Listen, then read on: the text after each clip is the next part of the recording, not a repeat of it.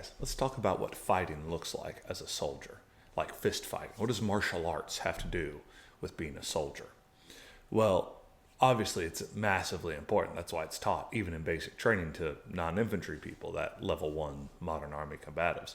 Builds that willingness to close with and destroy the enemy that is in the soldier's creed.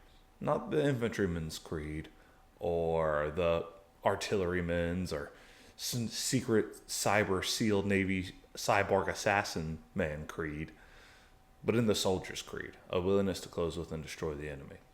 And so it's absolutely foundational for that purpose, to build courage, to build the willingness to suffer and endure and to strive and contend with another human against yourself and against opposing wills, which is really life in general, just put down to a microcosm of two human bodies struggling against each other.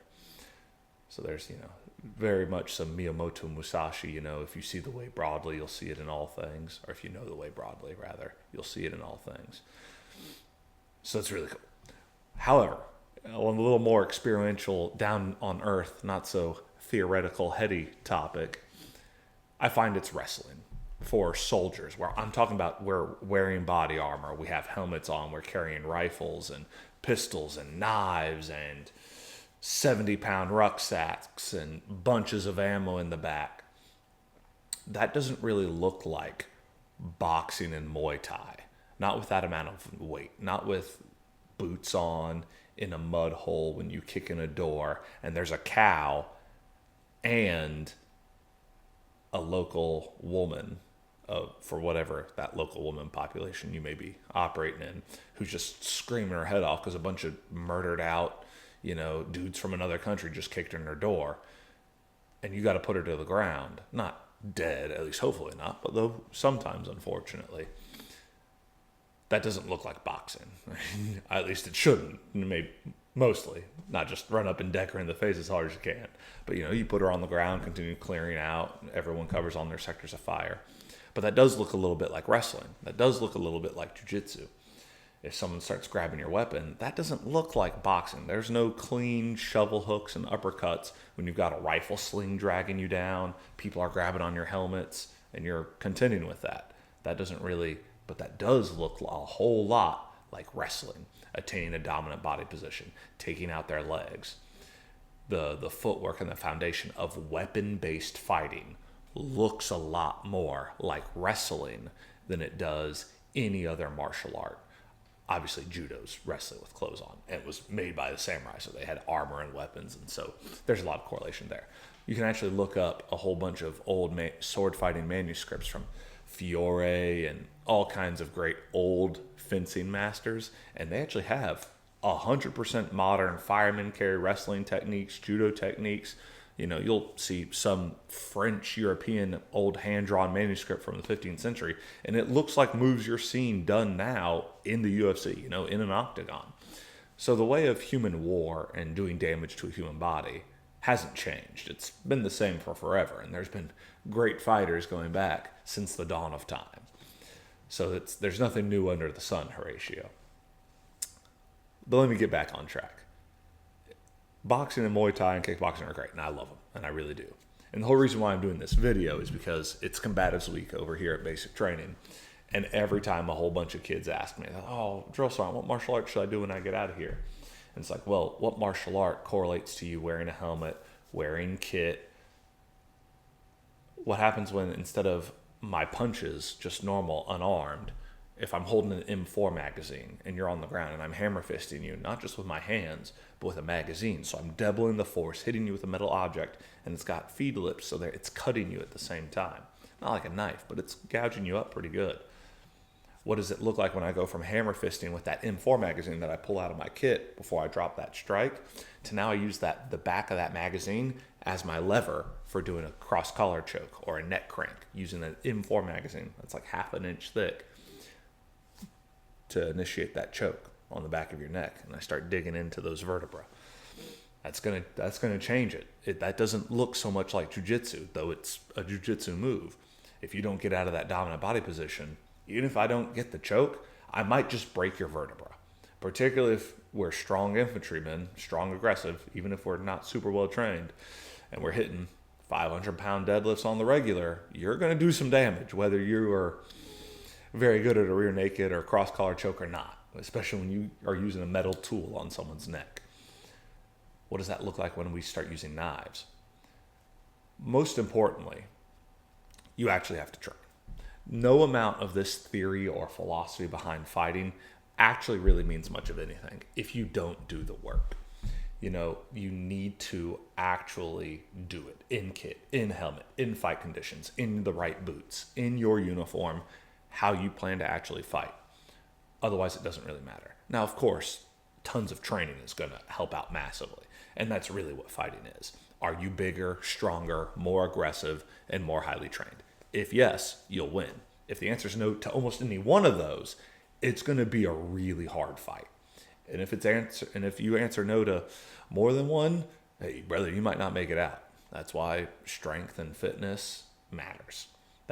There's a reason why you don't see Aikido and Wing Chun in the UFC. You only see what works against other strong, fit, motivated fighters. So that's kind of how we need to train. We got to train hard, and you actually have to train your fight conditions, right? Train as we fight, as the Army loves to say.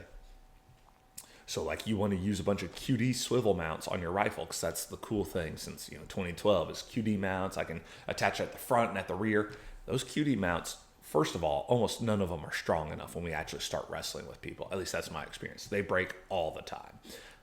And that's if someone doesn't even just accidentally hit it with their fingers when they grab your rifle. And now that QD mount's gone and your rifle's unslung to you. Now, some people don't like fighting with their rifle slung to them, which I think is weird because now you don't have control. It's just a loose weapon in the fray, and that's not good.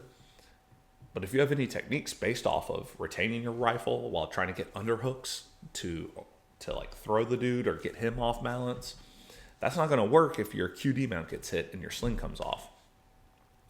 Or if someone rips your helmet off of you and starts beating you in the head with your own helmet, which is something I do with my dudes all the time when we're training. Obviously, I'm not actually hitting them, but I'll hold it and like be like pink and like hit the ground next to them, or just kind of like let them know that that's what I would do. Or even if I let them get the double leg and they've got the dominant position, but I pulled the pocket knife out of their pocket while they double legged me. And so we hit the ground, they are in a good mount, and then I tell them to look, and I've got their closed knife, or maybe open backwards, up against their neck. And I'm like, hey, bud, that was a good takedown. You are 100% a better wrestler than me.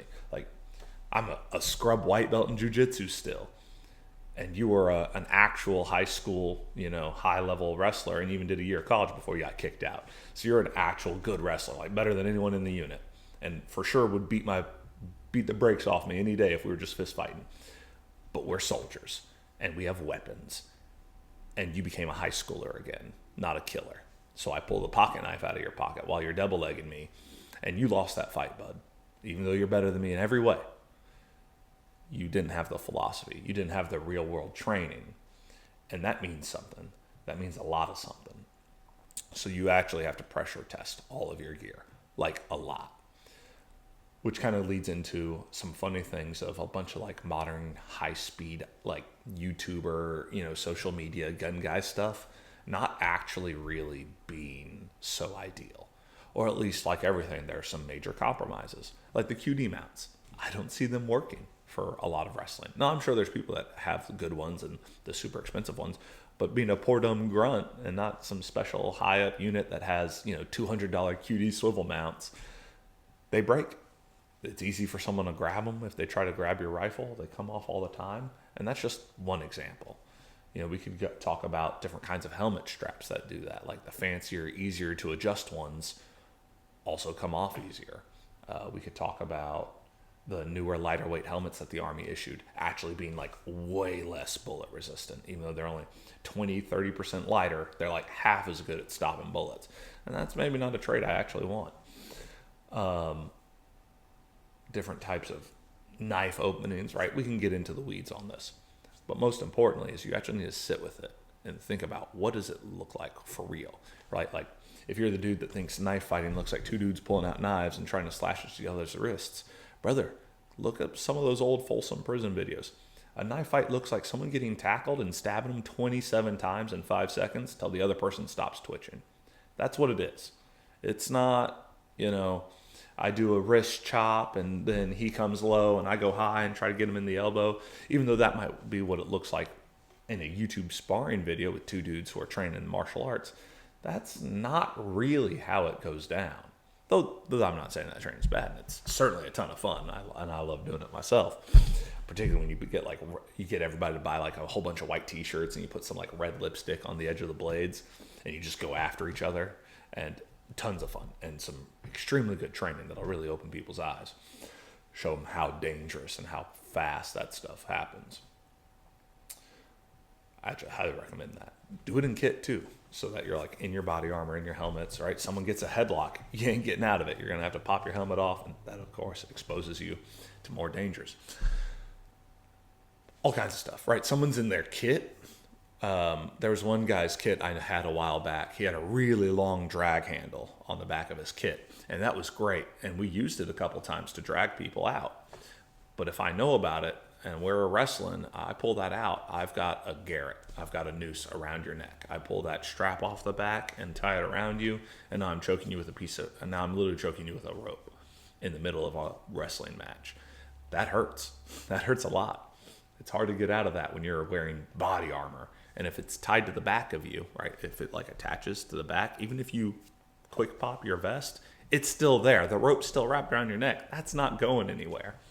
So that's kind of another example of like higher speed stuff having potential negatives. And, having a nice long drag cord is nice if, some dude gets hit in the mountains and we got to get you to cover real quick before we can do, all the tactical combat casualty care. These things have to get vetted and tested. All of it by someone who knows and has some experience. And I'm not saying that's me. I'm not, like I said, I'm a scrub martial artist at best, very much a hobbyist, have not done a whole bunch of training due to lack of finances, injuries, all kinds. But I've played around with a whole lot of things, and I have a little bit of real world experience, enough to have some thoughts.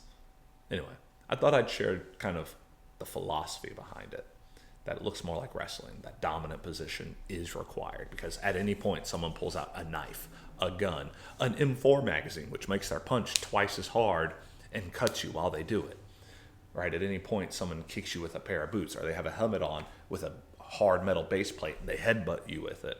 Whereas a headbutt might not work in a normal street fight too good, though they do sometimes. With a helmet, awesome. You're putting your whole body weight into it.